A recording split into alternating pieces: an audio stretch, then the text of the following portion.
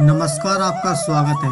भगवान श्री कृष्ण कहते हैं, नैनम छिद्यन्ति शस्त्राणि नैनम ध्यान्ति पावक न चैनम कलेदयन्त त्यापो न शोषयति मारुत। अर्थात आत्मा को शास्त्र नहीं काट सकते, अग्नि जला नहीं सकती, जल गला नहीं सकता और वायु सुखा नहीं सकती।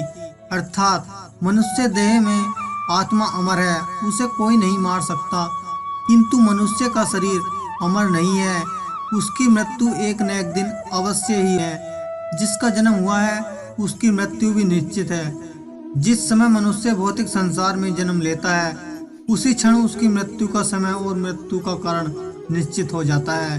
मृत्यु एक ऐसा विषय है जिसके बारे में मनुष्य जानने की जिज्ञासा रखता है। मृत्यु से होने वाले आभास, मृत्यु के बाद आत्मा की यात्रा, पूर्व जन्म और पूर्व जन्म का सत्य आदि ऐसे कुछ सवाल हैं जो हर किसी के मन में उठते हैं। लेकिन हमारे ग्रंथों में मृत्यु से जुड़ा लगभग हर रहस्य उजागर किया हुआ है। गरुड़ पुराण में भगवान विष्णु ने गरुड़ को मृत्यु के पश्चात होने वाली घटनाएं, नरकलोक की यातनाएं, स्वर्गलोक और स्वर्गलोक के पश्चात पूर्व जन्म के विषय के बारे में बताया गया है।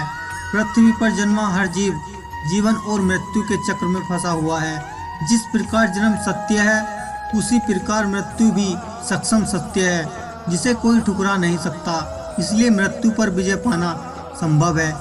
ईश्वर की इच्छा के बिना कोई भी मनुष्य तय की आयु से अधिक एक क्षण भी जीवित नहीं रह सकता और हर व्यक्ति इस कटु सत्य को जानता है, लेकिन फिर भी वह मृत्यु को लेकर अभयभीत रहता है। गरुड़ पुराण में कुछ ऐसे संकेतों को बताया गया है जिन्हें हम जान लेते हैं। पहले ही यह जान सकते हैं कि हमारी मृत्यु का समय बताएंगे। भगवान विष्णु जी ने गरुड़ जी को मृत्यु से पूर्व मिलने वाले ऐसे कौन से संकेतों के बारे में बताया है। पहली बात, गरुड़ पुराण के अनुसार जब इंसान की मृत्यु निकट आती है तो उसकी परछाई उसका साथ छोड़ देती है। ऐसे मनुष्य को तेल और पानी में अपनी परछाई और प्रतिबिंब दिखाई नहीं देता है। अगर किसी व्यक्ति के साथ ऐसा होता है तो उसे समझ लेना चाहिए। दूसरी बात, जब किसी मनुष्य की मृत्यु निकट आती है तो उसे अपने आसपास अपने पूर्वज या पितृ दिखाई देने लगते हैं। उसे अपने पितरों की मौजूदगी महसूस होती है तो उसके आसपास परछाइयों में घूमता है।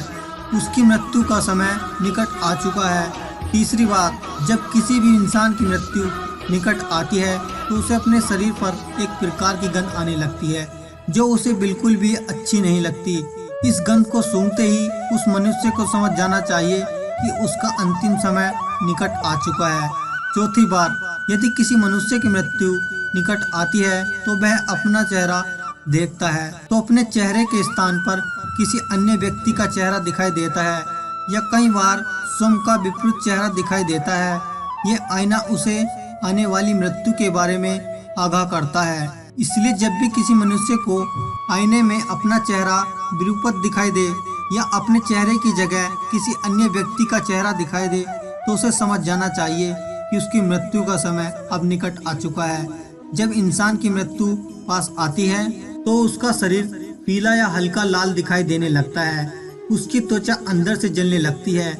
यदि कोई व्यक्ति पापी होता है तो उसे नरक जाने का एहसास पहले ही हो जाता है और उसकी त्वचा जलने लगती है, जिससे उसे बहुत अधिक तकलीफ होती है। जब मनुष्य की मृत्यु निकट आती है तो उसे सूर्य और चंद्रमा की रोशनी दिखाई देना बंद हो जाती है। कई बार उसे चांद टूटा हुआ नजर आने लगता है। जब इंसान की मृत्यु निकट आती है तो उसकी जुबान थोड़ी ऐंठने लगती है, नाक और मुंह थोड़े कठोर हो जाते हैं और उससे पस निकलने लगती है। इससे निकलने वाली दुर्गंध से परेशान हो जाता है और मनुष्य की कामना करने लगता है। तो आंखें इतनी कमजोर हो जाती है कि उसे अपने आसपास के लोग भी दिखाई नहीं देते, अर्थात उसकी आंखों की रोशनी भी कमजोर हो जाने लगती है। जिस मनुष्य के अच्छे कर्म किए होते हैं, जिसने जीवन में पुण्य कमाया हो, उसकी मृत्यु जब पास आती है तो उसे अपने आंखों के सामने एक दिव्य रोशनी की अनुभूति होती है और ऐसा व्यक्ति मृत्यु से नहीं घबराता, क्योंकि जिस व्यक्ति ने पाप किए होते हैं उसकी मृत्यु निकट आने पर अपनी आंखों के सामने भयंकर रूप वाले यमदूत दिखाई देते हैं, जिससे डरकर वह आपने लगता है और अपने पाप कर्मों को पोषने लगता है। तो दोस्तों, ये थे वे संकेत जो मनुष्य को आने से पूर्व मिलते हैं। अगर यह जानकारी आपको अच्छे लगे तो वीडियो को लाइक करें और कमेंट में जय श्री कृष्णा जरूर लिखें। जीवन में अच्छे कर्म ही मोक्ष की प्राप्ति दिला सकते हैं और आपको भगवान श्री कृष्ण के धाम गोलोक ले जा सकते हैं।